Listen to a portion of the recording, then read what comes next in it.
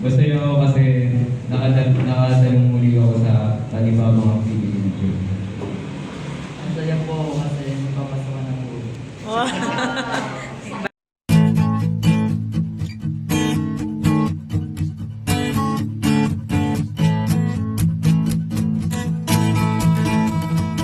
Good morning. Today is Friday, 6, ano na tayo? Sa 6:30 friends. And, magsasabi ko ngayon, tuloy pa yung mga bagets. Punta ako sa kabilang bahay. Luto lang ako ng almusal, tapos alis ako. Alis ako agad. Today is Friday. Friday.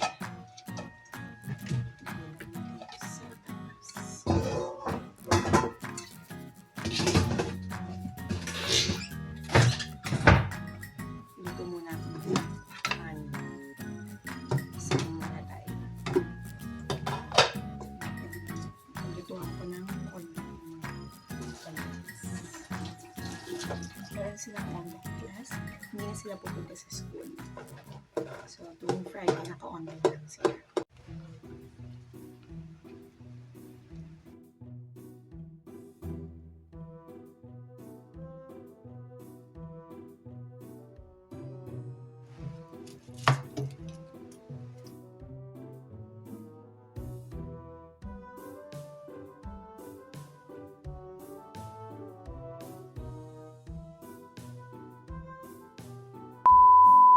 (9:04) na tayo, guys. Nakakain na tayo ng ating almusal. Hindi ko na na-vlog. Kasama ko si mother kumain. Nayusin ko yung aking dadalhin sa kabilang bahay. Magpakain tayo ng doggy. Halos hanggang araw ka hindi napuntahan yung aking mga alaga. Meron silang kanin. Yan. Oops. Dadalhin natin yung kanin na yan. Doon. Then, bibilan ko na lang sila ng lutong ulam. Usually, ganun yung nangyayari. Ano ba?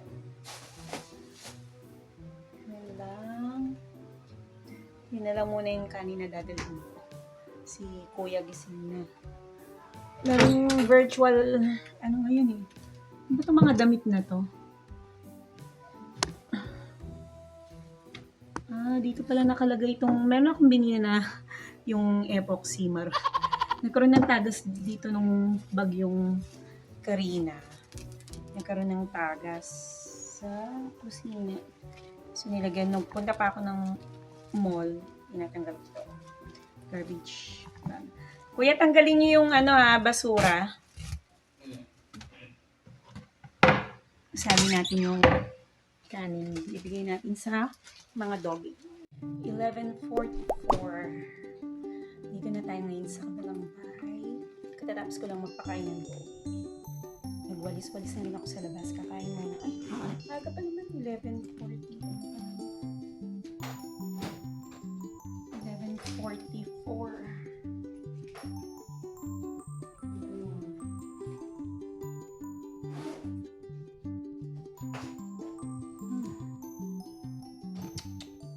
Hirap na mo. Walang lag.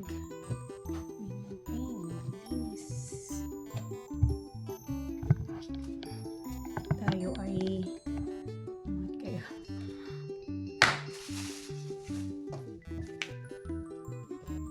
tayo ay wawalis-walis.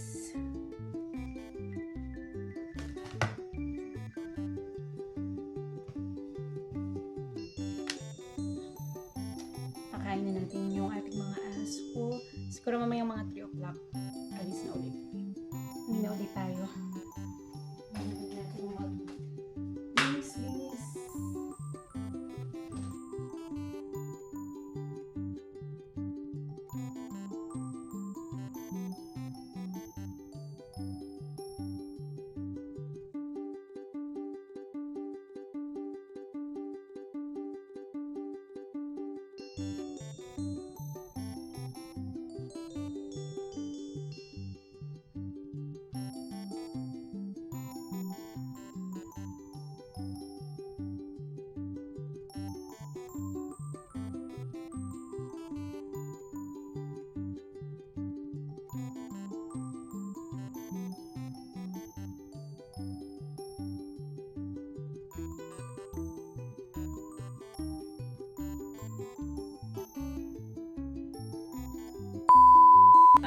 tayo.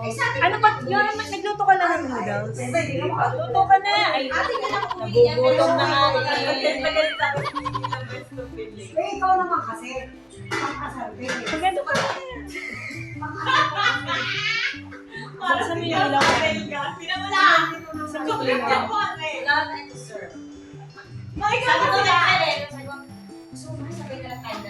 Oh, dali. Parang comedy naman. Tapos na tayong ano ba to? Tanghalian, merienda. Kasi di ba kumain naman ako kanina doon sa kabilang bahay. Pero konti lang yun eh. Tapos naglakad-lakad tayo, natunaw na agad. Ito yung gagamitin namin na props para sa concert on August 10. So, naka-all black lang kami. And then, yan, Asian something gagawin. So, kailangan ko mag-memorize, guys. Yan, meron kaming Korean song. Pero, ako yung may kailangan i-memorize. Yes, itong remote. Mamaya may rehearsal kami ng 7 o'clock. Tuloy meeting na ng bawat committee para sa aming concert. Sensya naman sa itsura, hindi piniklop ng ating concert. Ano na yan? Mga kumot muna.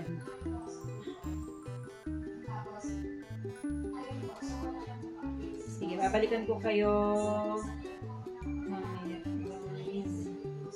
Ako ay need natin mag-memorize. Ahora días, sa dia. At ito na nga guys, nagsimula nang mag-practice si The Singing Mom. Medyo mahirap talaga ang pyesa kasi hindi siya Tagalog, hindi rin naman siya English, kundi Korean. So, napakahirap basahin nung text, nung lyrics, kaya todo practice ako dito kasi baka mapahiya ako sa concert. So, napakahaba ng aking linya sa kantang Ohora Diaz ang Sedia. So, syempre kailangan dating Koreana ang peg ng Singing Mom. One eternity later. Mali.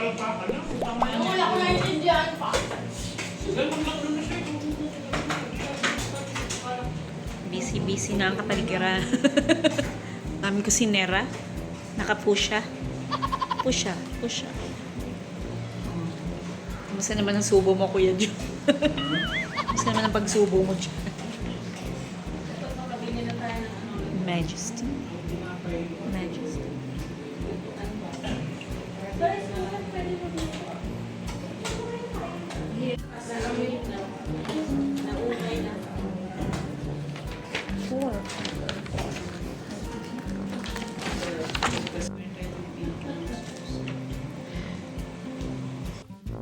At ito naman guys, tapos na ang rehearsal, pero need nating mag-meeting dahil malapit na ang concert ng Metropolis Choral dito. So, pinag-uusapan namin yung daloy ng gawain, yung mga tasking. So, maraming mga taong kailangang gumampan sa darating na concert. At ayan, medyo ginagather namin yung aming agenda, yung mga dapat pag-usapan sa meeting na ito.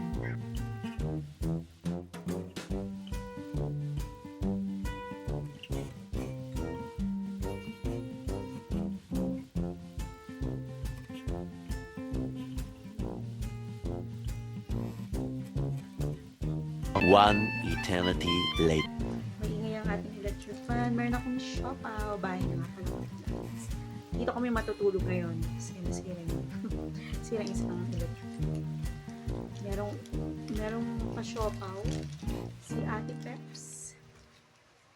Kasi pagdating namin ni Kuya dito, walang tao. Ito na ngayon. Yung pala, nag-Paris daw sila. Nag-toothbrush na ako. Mo, Kuya? Wow. Naya.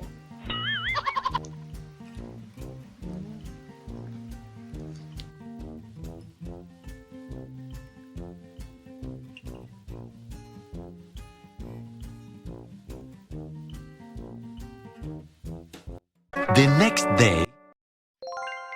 At ito na nga guys, nandito naman ngayon si The Singing Mom sa church para umattend ng workshop about liturgy.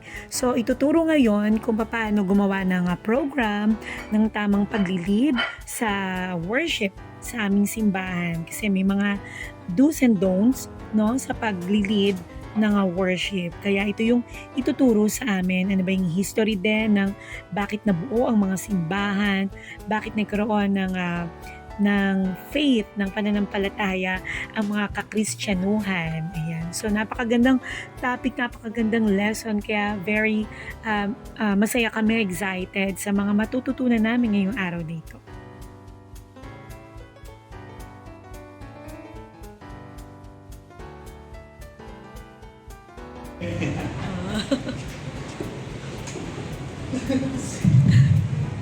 Masaya ako kasi nakadalong muli ako sa panibagong activity. Masaya po ako kasi napapasama ng ulo. Kasi po, ako kasi pinayagan po ako ni mama na dumalang din. Masaya po ako kasi tinatal po niya ako. Masaya po ako kahit buyat ako nakapunta ako dito. Masaya po ako kasi katabi ko si Yuri at si Hailey. Totoo. Masaya po ako kasi marami ko tutulog dun sa marami po tayo ngayon.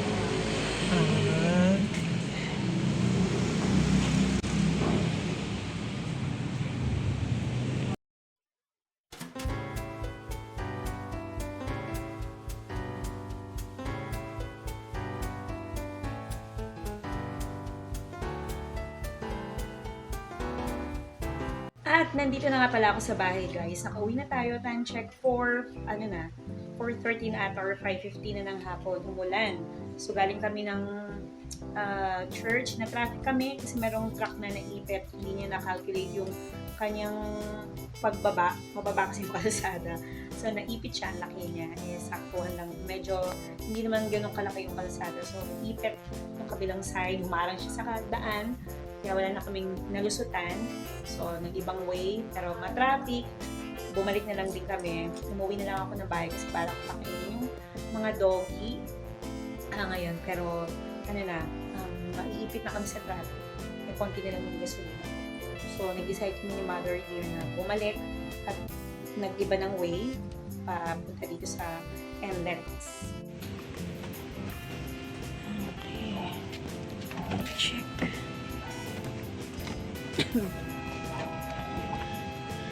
Check natin. Dito yung tumbler ko. Yung lakas ng ulan kanina. Sobrang lakas ng ulan kanina. Ayun ang aking tumbler. Yung isa kong tumbler, hindi ko na makita kung saan napunta.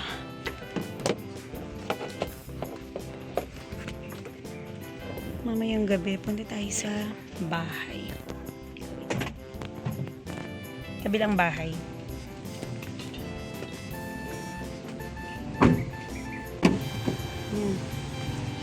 Okay na. Okay na tayo. Okay.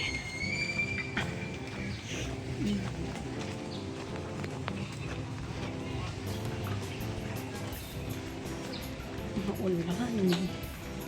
Maulan Saturday.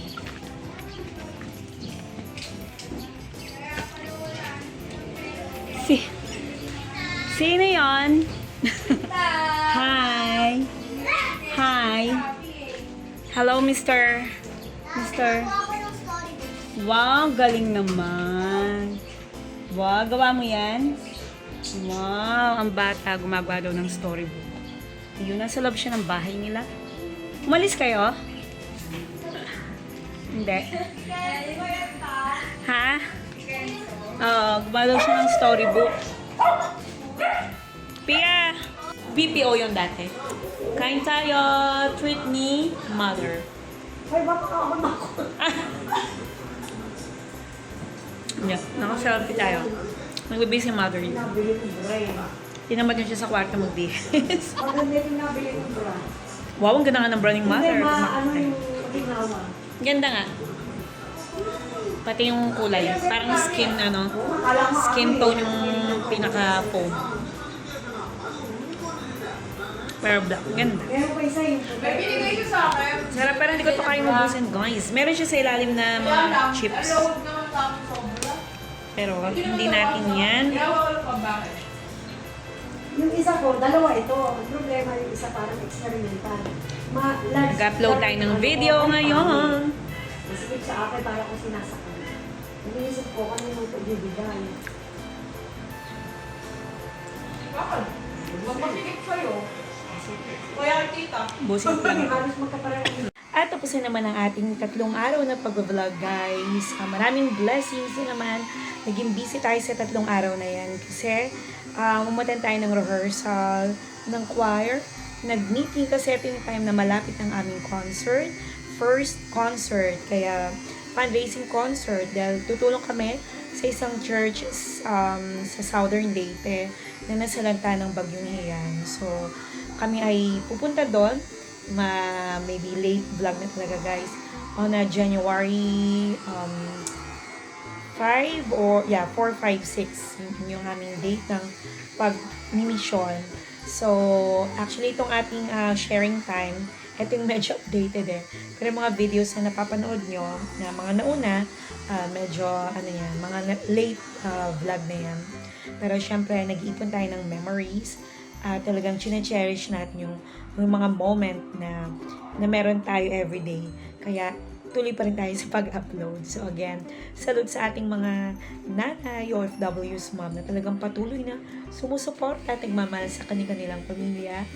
Ingatan po kayo ng ating Panginoong Diyos, ang ating mga daddy, lolo, lola, no? At meron pang mga tito, tita na talagang patuloy ang suporta, patuloy ang pagmamahal sa kanilang pamilya. Salute po sa inyong lahat.